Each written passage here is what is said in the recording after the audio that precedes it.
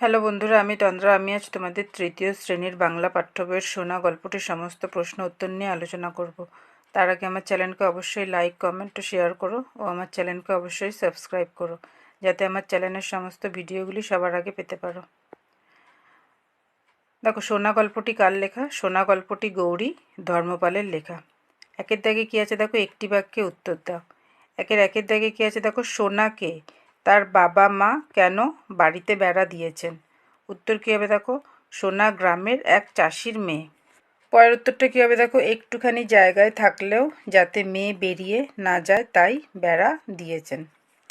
দুইয়ের দাগে কী আছে দেখো, নদীমা কিভাবে সোনার সারা গায়ে গয়না পরিয়ে দিয়েছিলেন? উত্তর কী হবে দেখো, সোনার বাবা মা যখন সোনাকে নিয়ে নদীতে নাইতে যায় তখন নদীমা বালির মাধ্যমে সোনার সারা গায়ে গয়না পরিয়ে দিয়েছিলেন। তিনের দাগে কী আছে দেখো, চোরটি সোনাকে কখন চুরি করে নিয়ে গিয়েছিল? উত্তর কী হবে দেখো, একদিন সোনা যখন একা উঠোনে খেলছিল, বাবা মা কেউ সাথে ছিল না, তখন এক চোর এসে সোনাকে চুরি করে নিয়ে গিয়েছিল। কেন গ্রামটির নাম হলো সোনারগাঁ?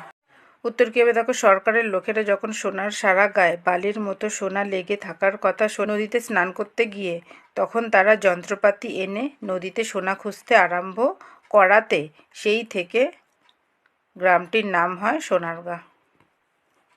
পাঁচের দাগে কী আছে দেখো, সরকারের লোকেরা কি কাজ করবে বলে সোনাদের গ্রামে এসেছিল? উত্তর কী হবে দেখো, সরকারের লোকেরা নদীর থেকে সোনা তুলবে বলে যন্ত্রপাতি নিয়ে সোনাদের গ্রামে এসেছিল।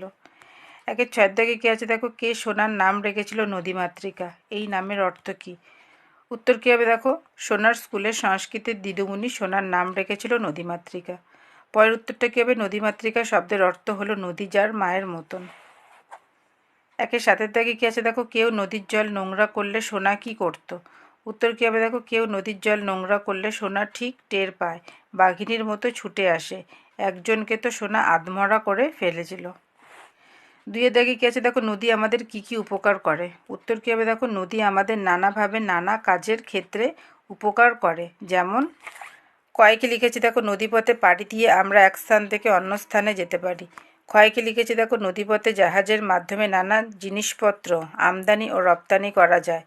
গয়কে লিখেছি দেখো, নদীর জল যেমন গঙ্গা নদী পুজোর কাজে লাগে। ঘয়কে লিখেছি দেখো, নদীর জল সেচ ব্যবস্থার মাধ্যমে চাষের কাজে লাগে। উঙ্গয়কে লিখেছি দেখো, কলকারখানার ক্ষেত্রেও নদীর জল কাজে লাগে, তাই বহু কলকারখানা নদীর ধারে অবস্থিত। তিনের দাগে কী আছে দেখো, এই গল্প থেকে এমন 3টি বাক্য খুঁজে লেখো যেখানে সোনা শব্দটিকে নানা অর্থে ব্যবহার করা হয়েছে। প্রথমে কয়েকে লিখেছি দেখো, চাষির মেয়ে সোনা, এখানে সোনাটা হচ্ছে নাম অর্থে। ক্ষয়কে লিখেছি দেখো, সোনার যা দাম, এখানে সোনাটা কী অর্থে ব্যবহার করা হয়েছে? ধাতু অর্থে। গয়কে লিখেছি দেখো, গায়ের সোনায় রোদ লেগে ঠিক রয়, এখানে কী অর্থে সোনা ব্যবহৃত হয়েছে? রং অর্থে। চারের দিকে কী আছে দেখো, ভারতবর্ষ নদীমাতৃক দেশ, এখানে অনেক নদী আছে, নদীকে মায়ের মতো কেন বলা হয়? উত্তর কী হবে দেখো, আমাদের ভারতবর্ষ এক নদীমাতৃক দেশ, এখানে বহু নদী আছে, তাই নদীকে মায়ের মতো বলা হয়েছে, কারণ নদী আমাদের নানাভাবে সাহায্য করে থাকে বিশেষ বিশেষ ক্ষেত্রে। যেমন জলসেচের মাধ্যমে জমিতে ফসল ফলানো হয়, বিভিন্ন শিল্প নির্ভর করে এই নদীর ওপরেই। নদীর মাধ্যমে বিভিন্ন দেশের সাথে বাণিজ্য করা হয় ও নদীপথে এক স্থান থেকে অন্য স্থানে পাড়ি দেওয়া যায়।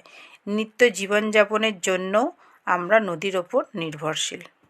পাঁচের দাগে কী আছে দেখো, তোমার জানা 3টি নদীর নাম লেখো। কী লিখেছি দেখো, উত্তরে গঙ্গা, যমুনা, ভাগীরথী। নদীর আরও অনেক নাম আছে, তোমরা অন্য নদীর নামও লিখতে পারো। ছয়ের দাগে কী আছে দেখো, শব্দগুলি সাজিয়ে বাক্য গঠন করো। ছয়ের একের দাগের প্রশ্নটা সাজিয়ে লিখলে কী হবে দেখো, সোনা একটু বড় হয়েছে। ছয়ের দুইয়ের দাগেরটা কী হবে দেখো, নদীমাও হাঁপ ছাড়লেন। ছয়ের তিনের দাগেরটা কী হবে দেখো, পাঠশালার উঁচু ক্লাসে পড়ে। ছয়ের চারের দাগেরটা কী হবে দেখো, সেই থেকে সেই গায়ের নাম হলো সোনারগাঁ। ছয়ের পাঁচের দাগেরটা কী হবে দেখো, মেয়ের গায়ে বালি চিকচিক করে। আটের দাগে কী আছে দেখো, এলোমেলো বর্ণ সাজিয়ে শব্দ তৈরি করো। প্রথমেরটা সাজালে কী হবে, কুলকুল। তারপরটা কী হবে, ফসল। তারপরটা কী হবে, ঢেকে ঢুকে। তারপরটা কী হবে, দিদিমণি। তারপরটা কী হবে, হামাগুড়ি। তারপরটা কী হবে, পাততাড়ি। তারপরটা কী হবে, ততক্ষণে। তারপরটা কী হবে, সরকার।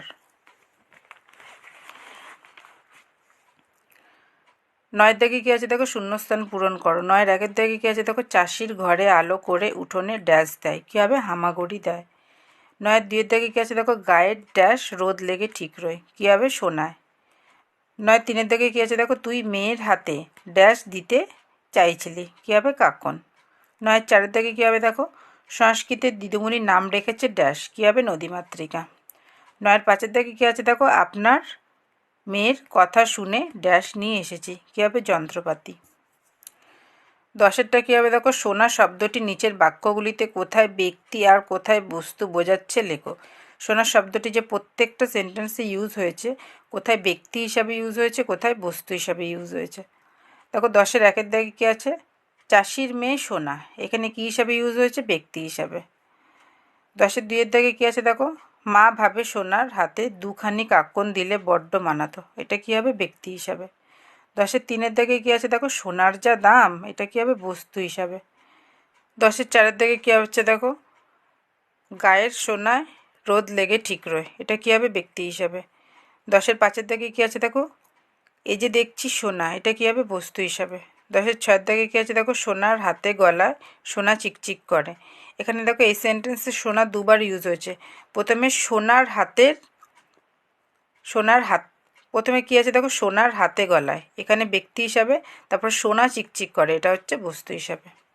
11 দাগে কী আছে দেখো, একই অর্থের শব্দ পাঠ থেকে খুঁজে নিয়ে লেখো। প্রথমে কী আছে, অন্নগ্রাম, অন্নগ্রামের অর্থ কী হবে, ভিনগা। কনক মানে কী হবে, সোনা। তটিনী মানে কী হবে, নদী। কঙ্কন মানে কী হবে, কাকন।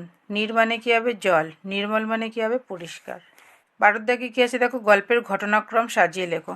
12 একের দাগে কী আছে দেখো, এক চোর এসে সোনাকে তুলে নিয়ে চম্পট, এটা কত নম্বর হবে, 2 নম্বর। 12 দুইয়ের দাগে কী আছে দেখো, সরকারের লোক যন্ত্রপাতি বসিয়ে সোনা খুঁজতে লেগে গেল, এটা কত নম্বর হবে, 4 নম্বর। 12 তিনের দাগে কী আছে দেখো, সোনারগাঁর লোকেরা কেউ নদীকে নোংরা করেন, এটা ক নম্বর, 5 নম্বর। 12 চারের দাগে কী আছে দেখো, নদীমা তোর মেয়ের গায়ে গয়না পরিয়ে দিয়েছেন, এটা ক নম্বর, 1 নম্বর। 12 পাঁচের দাগে কী আছে দেখো, সোনা বাবার কোলে ঝাঁপিয়ে পড়লো, এটা ক নম্বর, 3 নম্বর। 13 দাগে কী আছে দেখো, বিপরীতার্থক শব্দ। প্রথমে কী আছে, গায়ের বিপরীত কী হবে, শহর। উঁচুর কী হবে, নিচু। এক কী হবে, অনেক। সামনে কী হবে, পেছনে। মিথ্যে কী হবে, সত্য। 14 দাগে কী আছে দেখো, বর্ণ বিশ্লেষণ করো।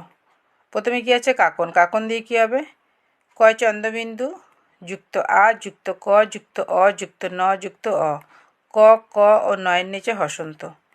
পরিষ্কার দিয়ে কী হবে দেখো, প যুক্ত অ যুক্ত র যুক্ত হর্ষই যুক্ত দন্তেশ্বর যুক্ত ক যুক্ত আ যুক্ত র যুক্ত অ, প র স ক রয়ের নিচে হবে হসন্ত। চম্পট দিয়ে কী হবে দেখো, চ যুক্ত অ যুক্ত ম যুক্ত প যুক্ত অ যুক্ত ট যুক্ত অ, চ ম প টয়ের নিচে হবে হসন্ত।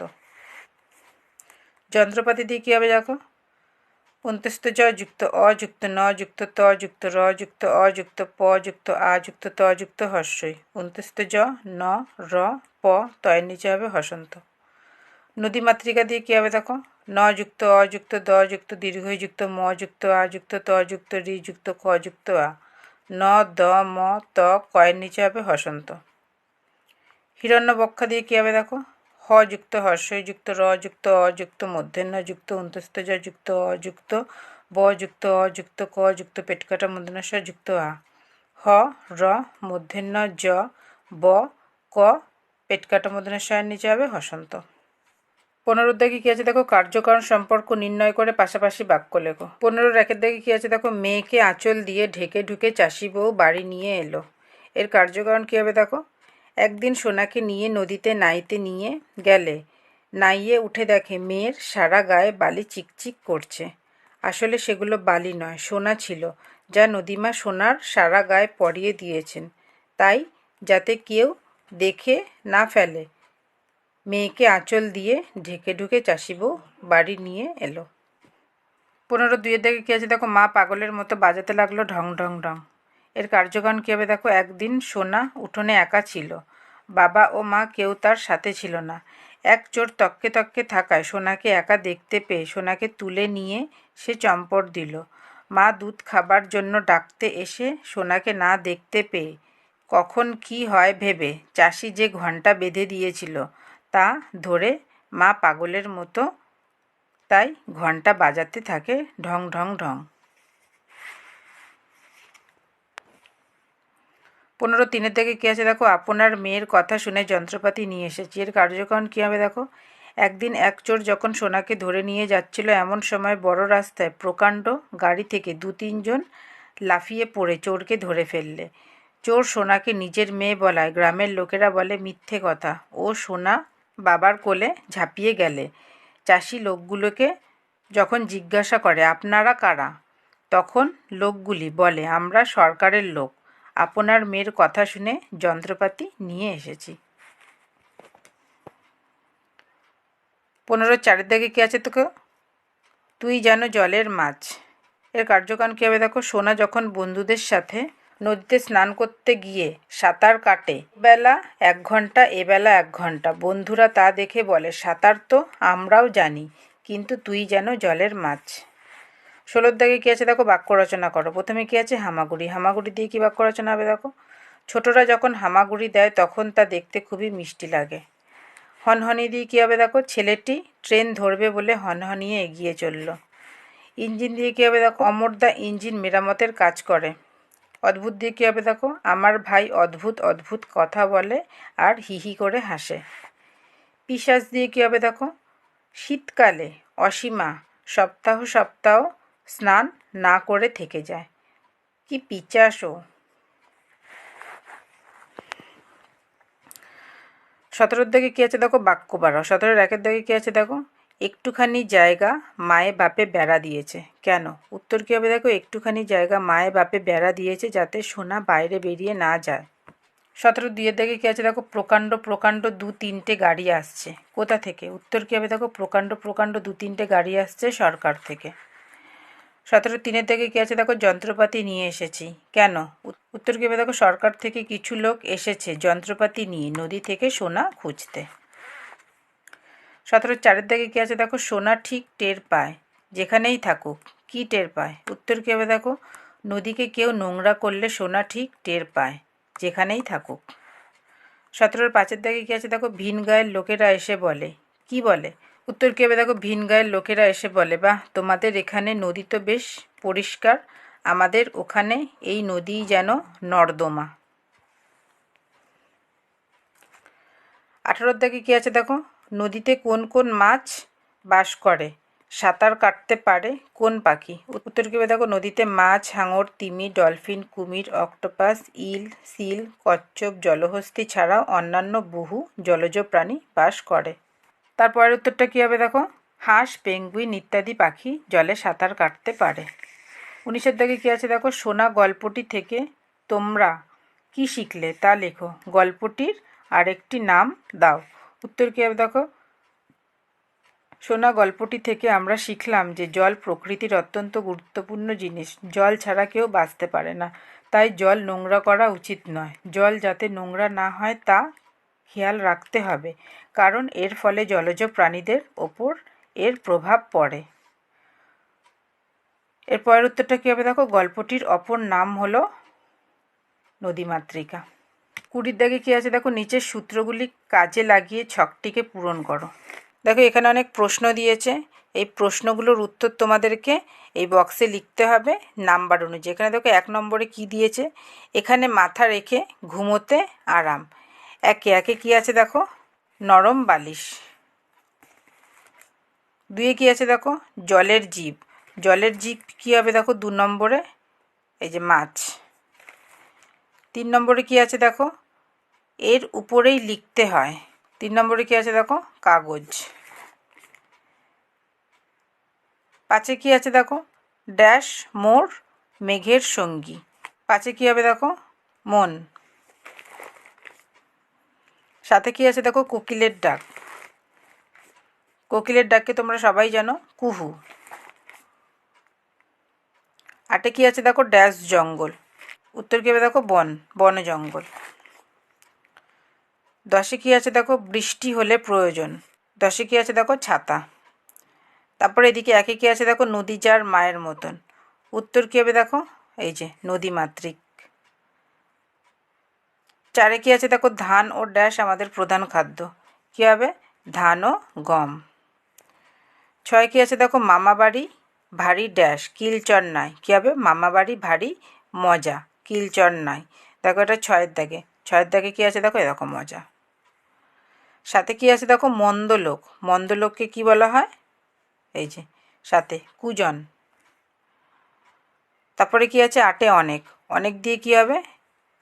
এই যে 8-এ অনেক মানে হচ্ছে বহু। 9 কি আছে দেখো, শ্রুত। শ্রুত দিয়ে কী হবে দেখো, 9, এই যে লিখন। 11 কি আছে দেখো, ড্যাশ না জানলে জলে নামা উচিত নয়। উত্তর কী হবে দেখো 11, এই যে সাঁতার। সাঁতার না জানলে জলে নামা উচিত নয়। ভিডিওটি ভালো লাগলে অবশ্যই আমার চ্যানেলকে লাইক, কমেন্ট ও শেয়ার করো ও আমার চ্যানেলকে অবশ্যই সাবস্ক্রাইব করো। Thank you.